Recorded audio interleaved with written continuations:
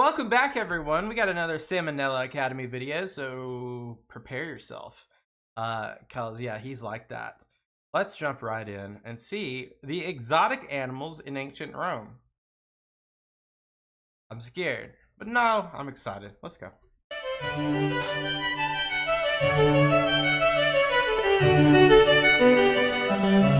Hey kids, I was inspired to make this video while doing research on the ancient medicine man, Galen. Apparently, he would often do I don't know about Galen. Feel left out. experiments on animals in order to learn more about the body, his favorite of which was the Barbary ape, due to its anatomical similarity to humans. Now when I say experiments, I don't mean push a button get a peanut type things. I'm talking like Joseph Mengele meets the plague dogs. He'd clamp their pee tubes shut just to watch their kidneys swell, cut their spinal cords in different places to see what went limp and what didn't, and squeeze their brains and make them go unconscious, to name a few. My initial reaction was, hey, that's neat, but then after some thought I was like, whoa, hold the phone. In 200 AD you couldn't get a doorknob even, yet if you had the right resources you could order a goddamn monkey. Many monkeys in fact.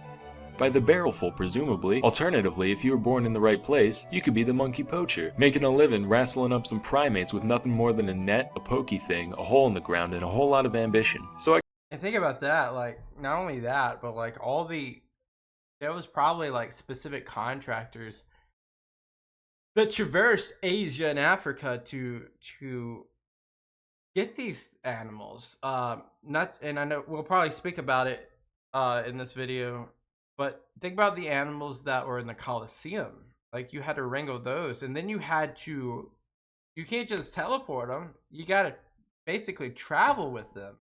I wonder, like, there had to have been so many accidents, and then you got to put them on a ship usually.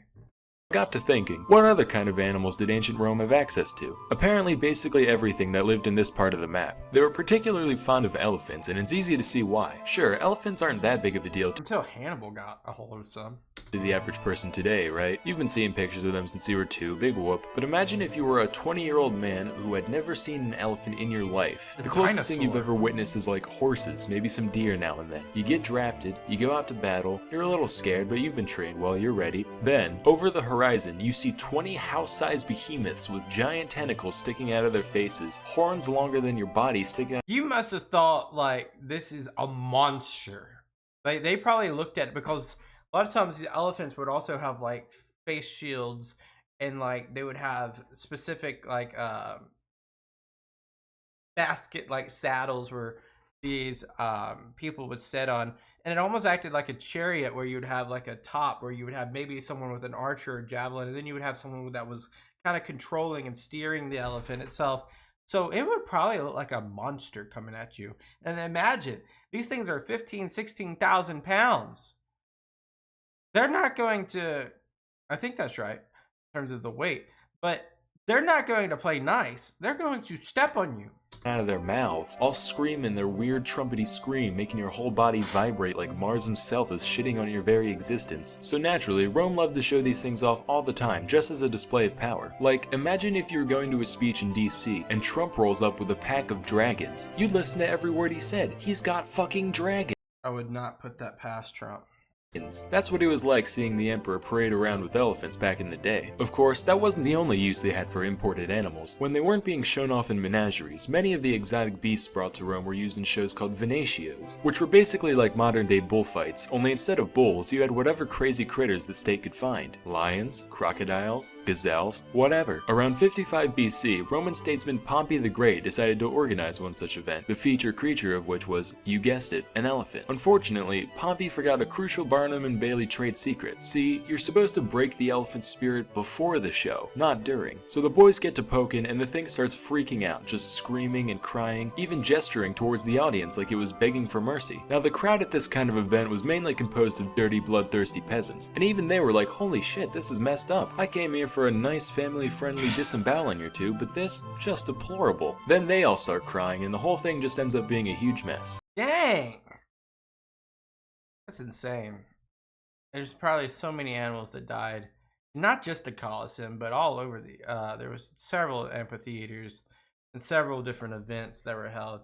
Colosseum's obviously the most notorious, but probably just in a horrendous sight and sounds and smells. but like he said, bloodthirsty. This is sports. Anyway, these types of spectacles became larger and larger as time went on. It's said that Emperor Trajan once held a venatio lasting 120 days, during which some 11,000 animals were killed. They also got pretty elaborate. A lot of creativity went into keeping things fresh for the crowd. In 203 AD, they had a model of a crashed ship built inside the arena, and an assortment of 400 animals were set loose from the wreckage. So Noah's Ark, basically, except for the unhinged version. And then killed. That's what we should do for the next Super Bowl halftime show, honestly. Just pack every team's mascot into a decommissioned submarine. Then, when they all run out, we have the troops gun them down while the national anthem plays in the background. Anyway, the ingenuity of the people organizing these events really knew no bounds. One time they tied together a bear and a bull just to see what they'd do.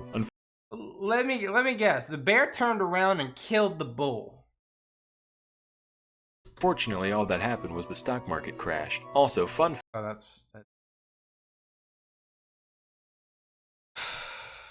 oh, that's a good fact, one Emperor Commodus is credited with the invention of a unique Commodus? crescent-shaped arrow designed specifically to decapitate ostriches and watch them run around headless for a while. Seriously.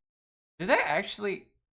That's kind of like a chicken, you know, like it's almost like it's like a thing you run around like a chicken with their head cut off. It's like a whatever you call it, metaphor, saying for like someone that's just crazy and rambunctious. But nevertheless, ostrich. I did not think that. This gets me thinking, like an anatomical, biological level. Do all two-legged birds? I guess all birds are two-legged. Do all birds that walk stature like turkeys or chickens or emus or ostriches? Do they all have that similar musculoskeletal nervous like system to where if you do that, cut their head off, their body acts as if it's like a lizard tail and still moves?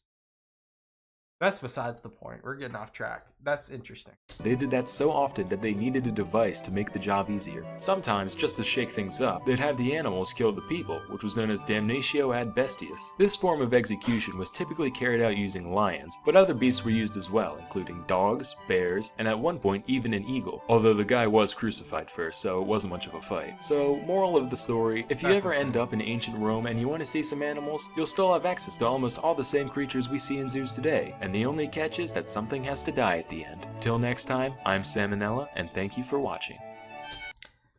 I think this is the best frame we can leave on. So basically, the moral of the story is if you're in ancient Rome, watch out. And if you are watching, maybe get some popcorn or some dates and go to the Colosseum and witness some of these atrocities that are being shown. Oh man. Yeah, like executions. I think executions probably were like the majority of the spectacle. Maybe not. But there was like there's like probably fights similar to bullfighting to where you would tire the animal and then you would ultimately kill it almost in a hunt. I know there was tons of hunts. Like when we say hunt, this animal is trapped in this arena and they've created the topology of the arena has now changed to look more like the environment of like the actual animal's environment, and then the war there would be like a group of warriors or maybe one hunter or whatnot, and his job was to throw a javelin or use a bow or sword and kill said animal. Bet those were interesting to watch.